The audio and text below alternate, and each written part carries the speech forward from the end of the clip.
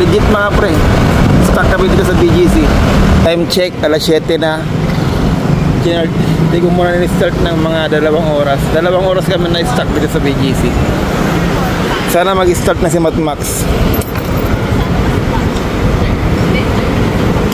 Sana mag-start na para makauwi na kami.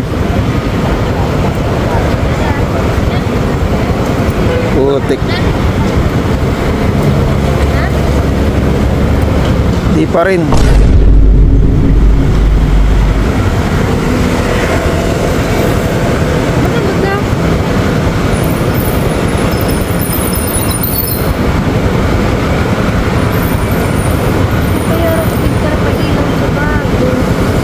Dito lang nag-start. So nagutom na. Hindi talaga nag-start yung motor namin, si Matmax. Andun siya. Kaya muna kami habang nag-iisip kung paano kami makakauwi. Agad na.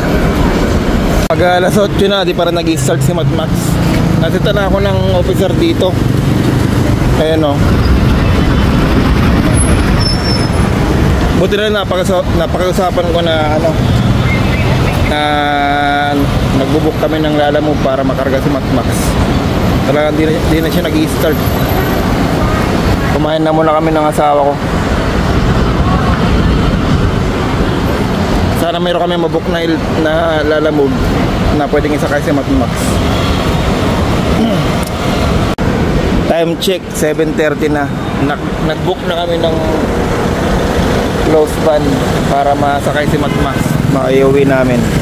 Matmax, last chance. Sana mag-start ka na para makancel namin yung book namin. Laban, Matmax. 1 minute. Wala talaga. Andito na yung Lalamove. Sakay na namin si Matmax.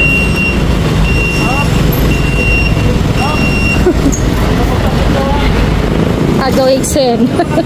Agaw-iksen na si Matmax. Mabuti na lang mabait yung driver ng Lalamove na nabook namin. Pati nga yung pahinante niya mabait din. Kahit hindi kami nagbook ng additional na sa bayad para sa pahinante, ay tinulungan kami mag-akot ng motor namin. Wala kami magiging katulong dito kundi kaming 3 lang. Sobrang bigat pa naman ng Matmax ko. Isipin nyo, napakalaki niyan na ikarga namin 3 lang kami. Agaw-iksen na talaga sa BGC.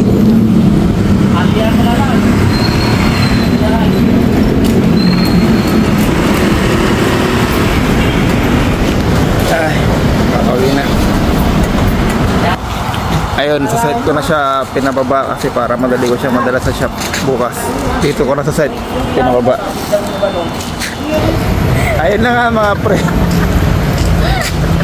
Ayun na nga.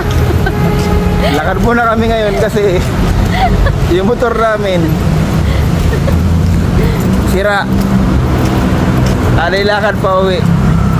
Tawa pa rin kahit nasiraan na. Makakawin kami last 9 na. So yun lang mga pre.